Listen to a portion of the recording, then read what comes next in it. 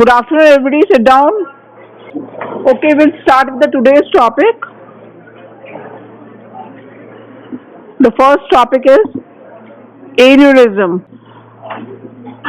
So, what exactly? How do you define aneurysm? What is aneurysm?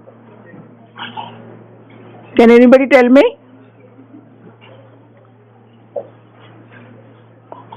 So, aneurysm is dilatation of the walls of the blood vessels or the heart. Okay. Now, this dilatation, it may involve a portion of the circumference or it may involve the whole circumference. If it involves a portion of the circumference, it is known as saccular aneurysm, and if it involves the whole circumference of the vessel, it is known as the fusiform aneurysm. This aneurysm has to be differentiated from true aneurysm, false aneurysm, and dissection. So there are three terms: true aneurysm, false aneurysm, and dissection. So the true aneurysm, it involves all the three layers of the artery, that is intima, media, and adventitia. So the vessel wall as such, the whole of the vessel wall is dilated and it is pushed. If it is a secular form, it will appear as an outpouching, and there will be a thrombus formation will be there in the secular one. If it is a fusiform one, that is the whole circumference is involved, the whole of the vessel will be involved, the upper and the down portion will be of the normal length, and in between whole of the vessel is dilated. Now in false aneurysm, what happens? There is a defect in the wall, so the blood comes out. That is, so the aneurysm involves all the three layers, and in false aneurysm there is a defect in the vessel wall, so the blood will flow out of the vessel, but it is contained by extracellular matrix or fibrosis. So it is a pulsatile one. The causes of true aneurysm are atherosclerosis, syphilis, and some congenital vascular aneurysm.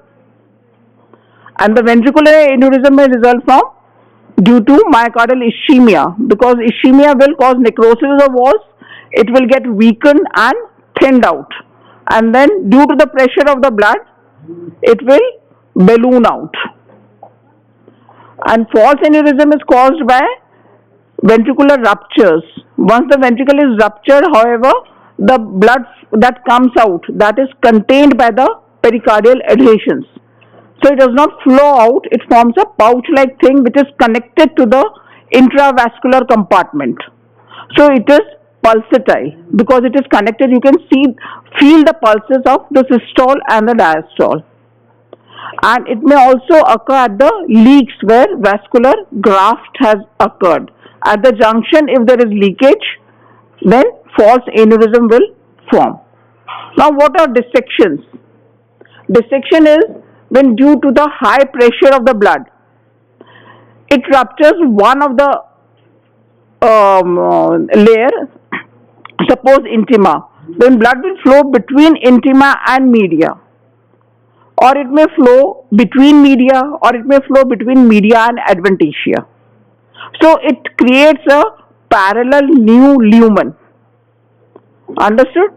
The blood does not come out of the vessel wall. It will dissect the vessel itself and it will form. So there will be two lumens of the vessel, and it may ultimately result into rupture. And this also results in thrombosis formation and stasis of the blood. And dissection is very prone to rupture. Now here you can see the diagrammatic representation. First is the wall of the normal vessel.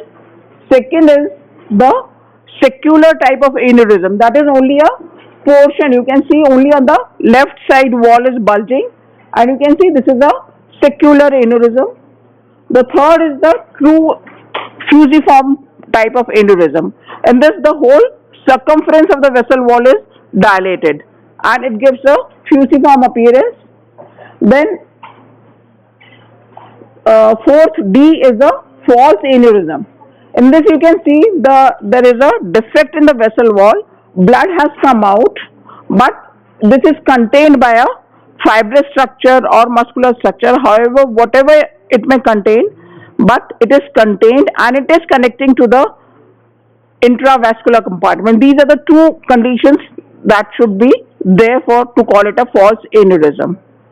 Then last is the dissection of the vessel. Here you can see due to the defect between two layers the blood has come. So this is dissection. So you should know the differences, and what we will deal today with is the aneurysm.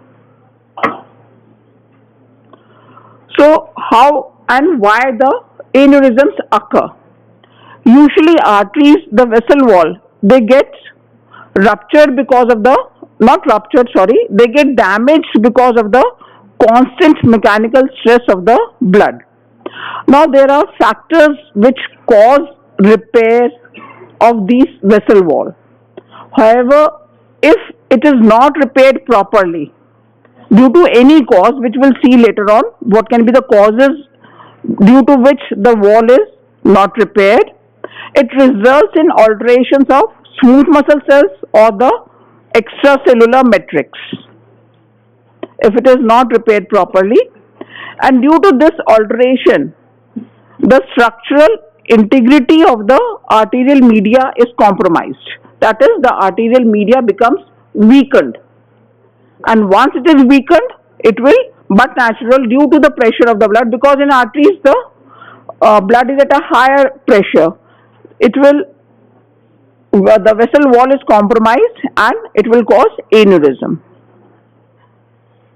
So what are the factors that occurs? So first of all is the inadequate or abnormal connective tissue synthesis is there. These it can occur in three varieties. So first of all, there is mutation in the tumor growth factor beta receptor. Because of this mutation, there is defective elastin and collagen synthesis. And when there is defective elastin and collagen synthesis, it will result in aneurysm. And the congenital form in the Marfan syndrome, there is defective synthesis of the protein fibrillin. And this fibrillin forms the scaffolding of the media. And this causes increased or altered bioavailability of the tumor growth factor beta in the aortic wall. And when there is increased or altered bioavailability, it will result in dysregulated signaling and progressive loss of elastic tissue. Okay. So here also in Marfan syndrome also, first fibrillin is compromised. Once fibrillin is compromised, then it activates the tumor growth factor beta receptors. And in Ehlers-Danlos syndrome and in scurvy, there is defective type 3 collagen synthesis. So the collagen cross-linking is affected and collagen becomes weakened because collagen is strengthened only when there is a large amount of cross-linking. And when this cross-linking does not occur, the collagen is weakened and it will result in aneurysm. So these are the different factors that may affect during repair of the vessel wall.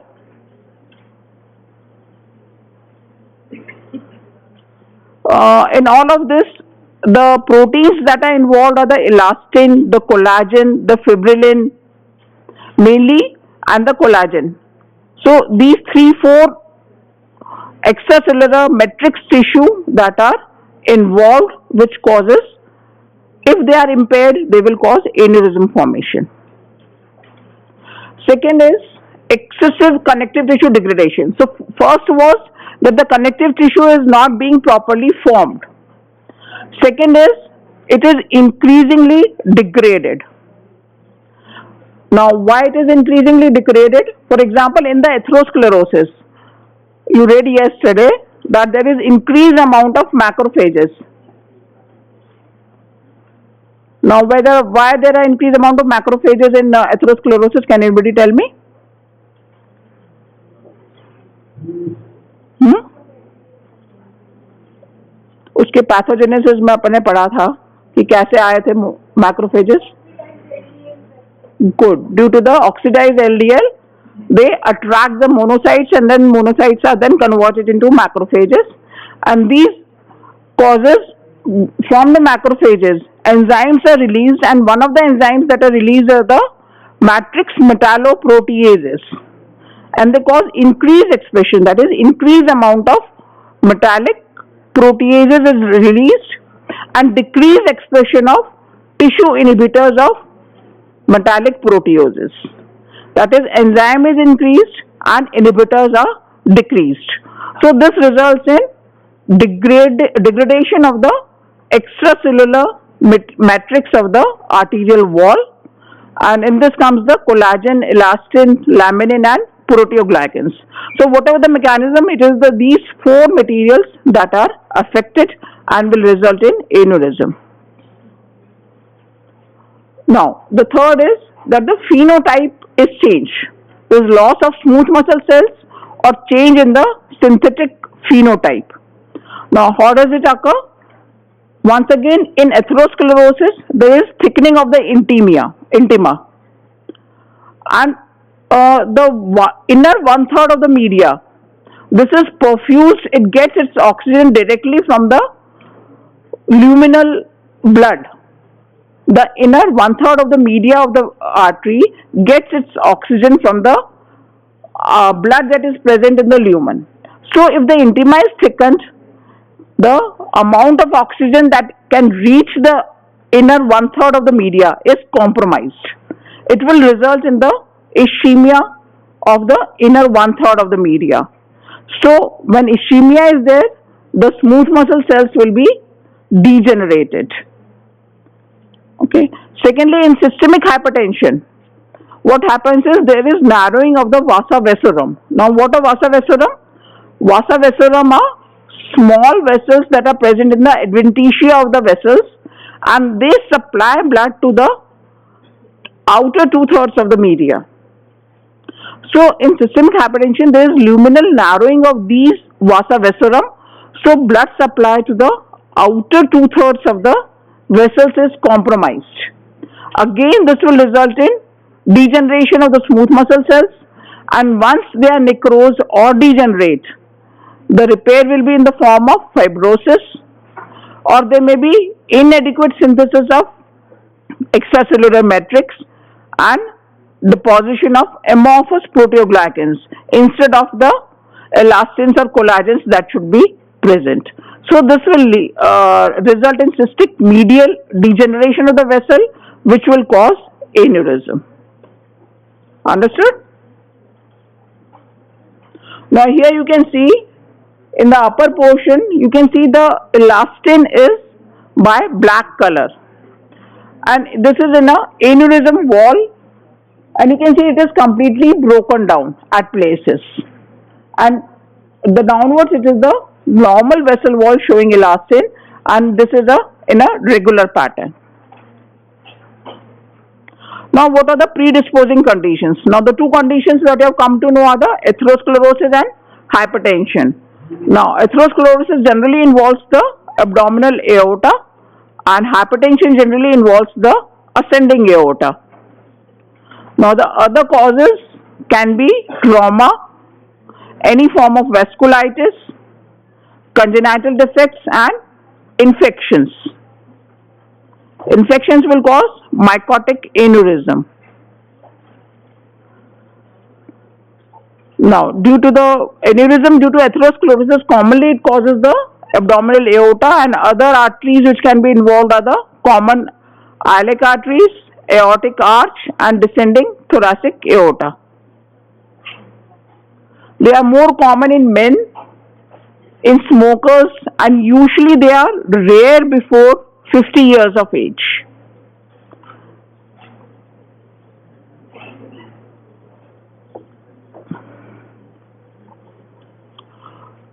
Now, this in detail exactly how the atherosclerosis, it combines two to three mechanisms that we read before, the pathogenesis that we read before. So it combines, one is that it will compromise the diffusion of the nutrients between the vessel lumen and the arterial wall. So the smooth muscle cells will be affected. Secondly, in the atherosclerosis, inflammatory infiltrate is there, which will increase the amount of proteolytic enzymes. So there are two mechanisms that are at play in atherosclerosis. So in this, smooth muscle is also degenerated and the extracellular matrix is also degraded. So it results in arterial wall thickening. Now the aneurysm in abdominal aorta due to atherosclerosis, it usually occurs between the renal arteries and the aortic bifurcation. It may be secular or fusiform. Then usually it is up to 15 centimeters in diameter, means it is very large. 15 centimeters diameter is quite large, and it can extend up to 25 centimeters in length. In this, to happen this much, the atherosclerosis is extensive and it is present with thinning of the media and destruction of the underlying media. And the aneurysmal sac, it contains bland, poorly organized mural thrombus. Here you can see, this is the external surface and you can slightly see the site of the rupture from the arrow, white arrow that is, and that there you can see the lumen in which you can see the dark red colored, which is the thrombus which is present in the aneurysmal sac. Now, the one cause of abdominal aortic aneurysm is atherosclerosis. The other cause is inflammatory cause. So, when the aneurysm is due to inflammation, it is characterized by dense periaortic fibrosis. And along with fibrosis, there are lymphoplasmacytic inflammation with many macrophages and giant cells. And in few of these inflammatory conditions, we get immunoglobulin G4. It is increased. Not all inflammatory conditions, but in few inflammatory conditions.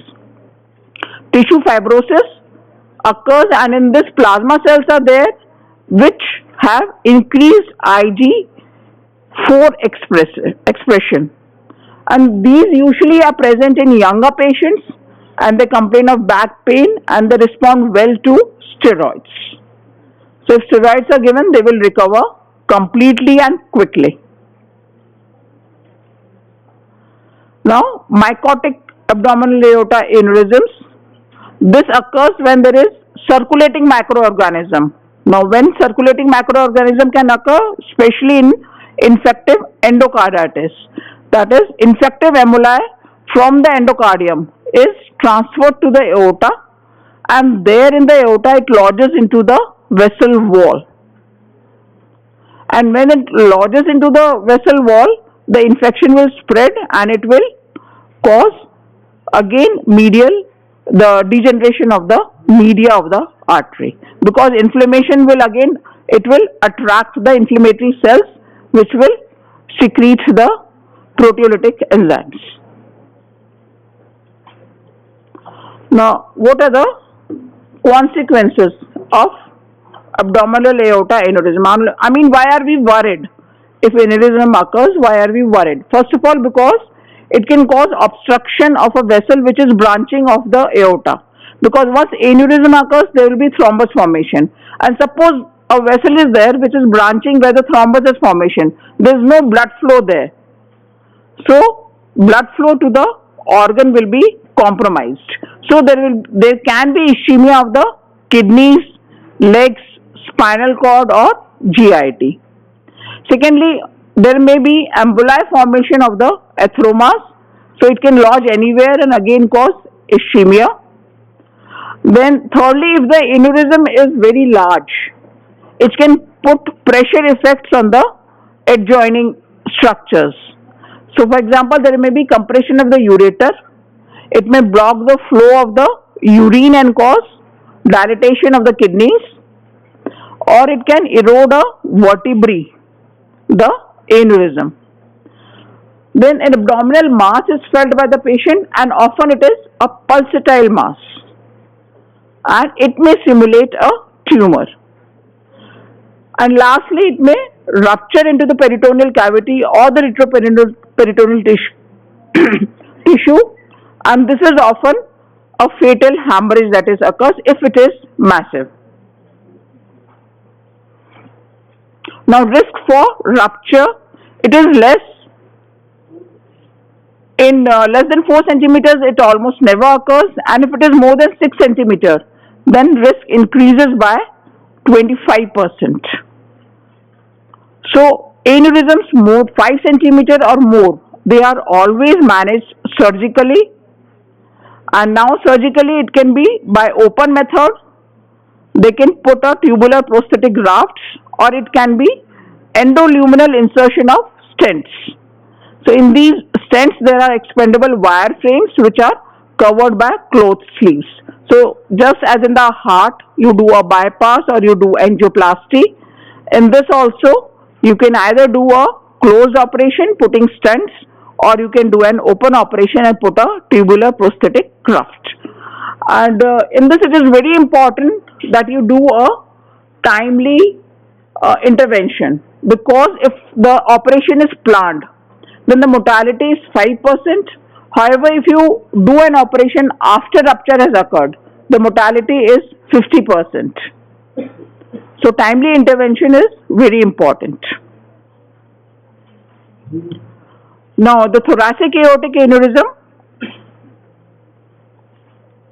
it is usually caused by Marfan syndrome in hypertension, and if there are bicuspid aortic valves. And the pathogenesis remains the same by the tumor growth factor beta signaling pathways. And in hypertension also, as you have read, the outer two-thirds of the media is compromised because of the contracted vasa vasorum. The signs and symptoms of the thoracic aortic aneurysm are: if the airway of the esophagus is compressed, then it will cause respiratory difficulties or feeding difficulties. Then there may be persistent cough due to irritation of the recurrent laryngeal nerves. Then again pain if it causes erosion of the bone, that is, it may either erode the ribs or it may erode the vertebrae.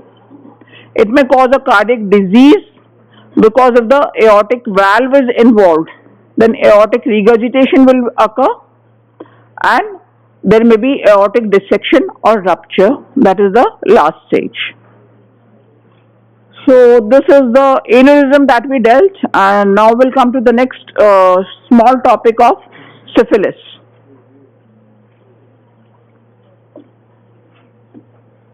So syphilis is a chronic sexually transmitted disease, and it has very varied clinical and pathologic manifestations.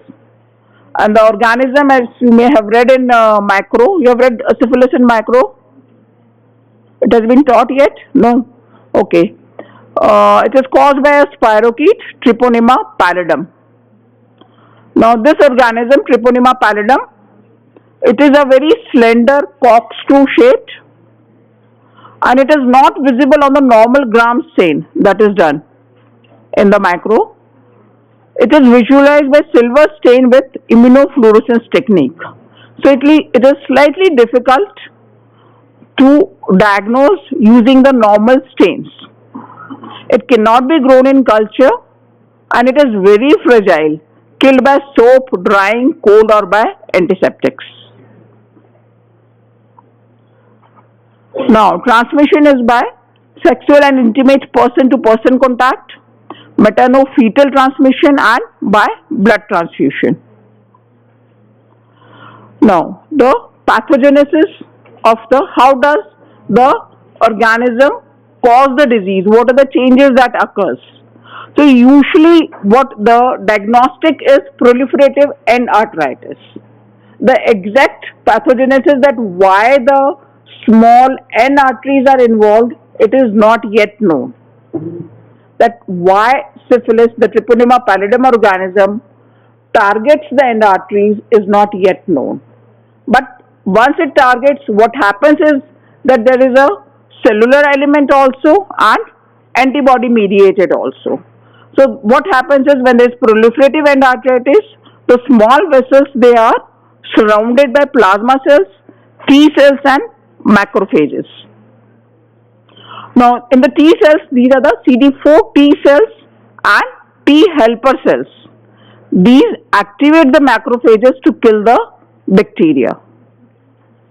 Okay, and this endarteritis that develop, it causes ischemia, and this is the basis of endarteritis, and ischemia is the basis of the clinical profile of syphilis. Secondly, Treponema antibodies develop.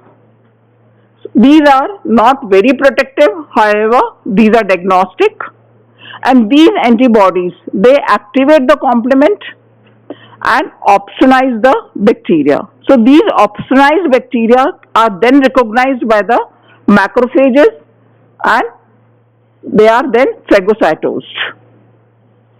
So both cellular and antibody mediated immunity plays a role in syphilis. However, both these immunity, this acts on a local fashion. So in the systemic spread of syphilis, these two, both the cellular and the antibody mediated, do not help much, and therefore organism may still persist because a gene, that is protein TPRK, Treponema pallidum RK, it present on the outer surface of the organism and it becomes structurally diverse, leading to antigenic diversity, and therefore it escapes the immune mechanism. That is, it changes its genetics. So the body is not able to recognize it as foreign and no antibody will then develop. So all that is immunity is the local variety and not of the systemic variety. So syphilis we can find in three stages: primary, secondary and tertiary stages. The primary stage of syphilis appears 3 weeks after infection.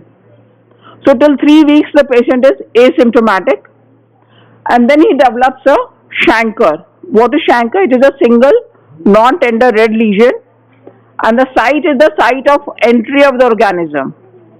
So it is penis, vulva, cervix, anus or the mouth. It is usually painless and it goes unnoticed. However, it is very infective and spirochetes are plentiful in this chancre.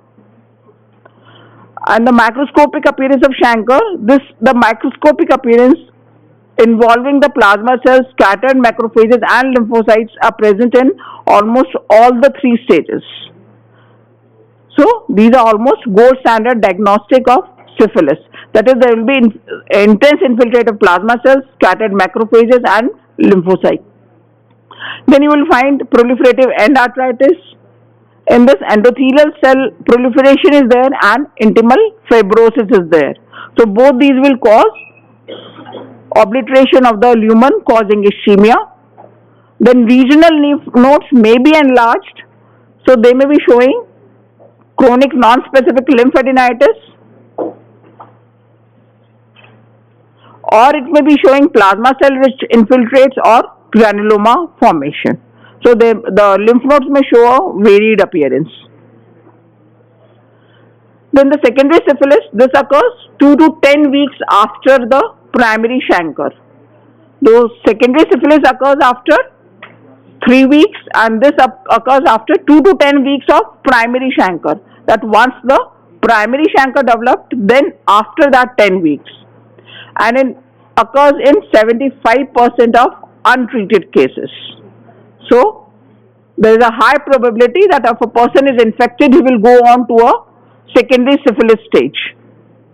Now this is characterized by three conditions: mucocutaneous lesions, condyloma latum and painless lymphadenopathy. So the mucocutaneous lesions are usually red colored maculopapular rashes. It may be pustular. They are usually present on the palm, soles, trunk and extremities, and on the pharyngeal and the genital mucous membrane. You can see a silvery grey superficial erosions. And the condyloma latum, it is a broad-based elevated exudative plaque, and it occurs in a moist areas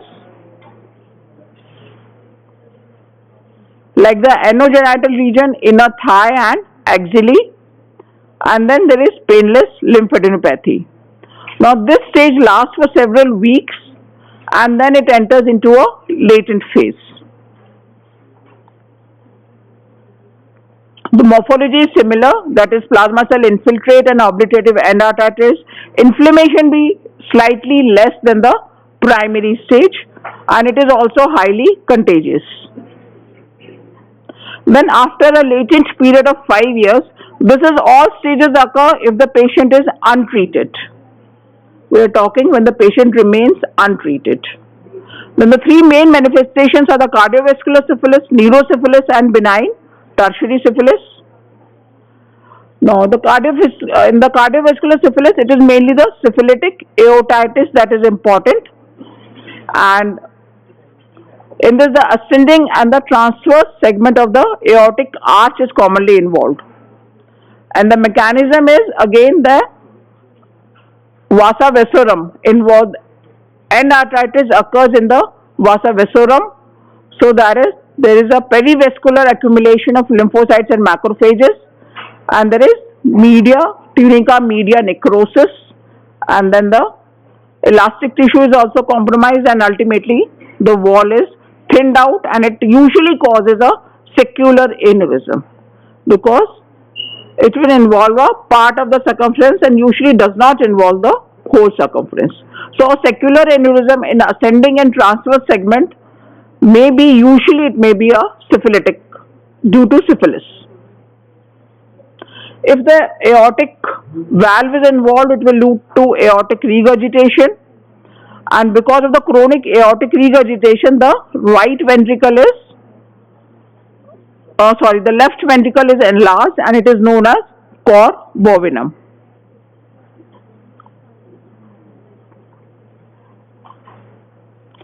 And in the late stages, the intimal surface of the aorta, it is studded with pearly white thickenings, and this is separated by normal wrinkled intima, giving a tree bark appearance. This you will see in the specimens in the museum, and usually it may be kept for your vivas. The tree bark appearance of the aorta. Now, neurosyphilis, it may be symptomatic or asymptomatic. In symptomatic, it may cause meningitis, or if the parenchyma is involved, then it will lead to proliferation of microglia and iron deposits. It may cause stapes dorsalis, and this occurs due to triponymal invasion of the sensory nerves in the dorsal roots. It will result in demyelination and axonal degeneration. Okay. And when do we call it asymptomatic? The patient does not have any symptoms, but the CSF shows abnormalities like increased number of inflammatory cells, elevated proteins and decreased glucose, and this can be confirmed by antibody detection. And in this, if the CSF is involved, antibiotics are given for a longer period of time. Then third are the benign tertiary syphilis, and this is characterized by formation of gumma. This gumma may be present in bones and joints, skin, subcutaneous tissue, mucous membrane of the upper airway and mouth, and liver.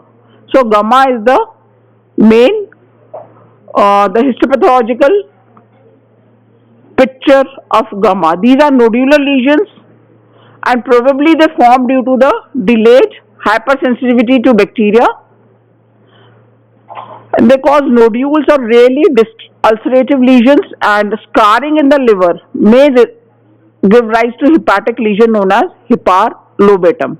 If the skeletal system is involved, it will cause tenderness and pathologic fractures. Now the center of the gamma shows coagulative necrosis, and this necrosis is surrounded by plasma cells, and after plasma cells it will be macrophages and fibroblasts. So the main macroscopic feature will remain presence of plasma cells and other inflammatory cells and fibrosis. So you should remember this. Now what are the diagnostic tests for syphilis? One are the non-specific non-treponemal tests and specific treponemal tests. But both these serology, they are less sensitive for the primary syphilis and more sensitive for the secondary and tertiary syphilis.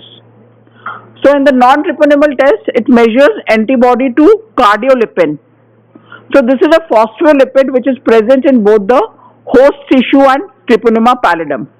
That is, it is present in our tissue also and also in the treponema pallidum, and it is detected by the rapid plasma reagent and VDRL. So the test name are the VDRL or the RPR,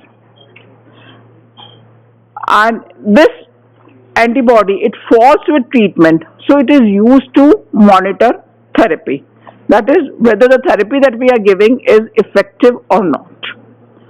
And the specific treponemal, they react specifically with treponema pallidum, and the tests are the fluorescent treponemal antibody absorption and enzyme immunoassays.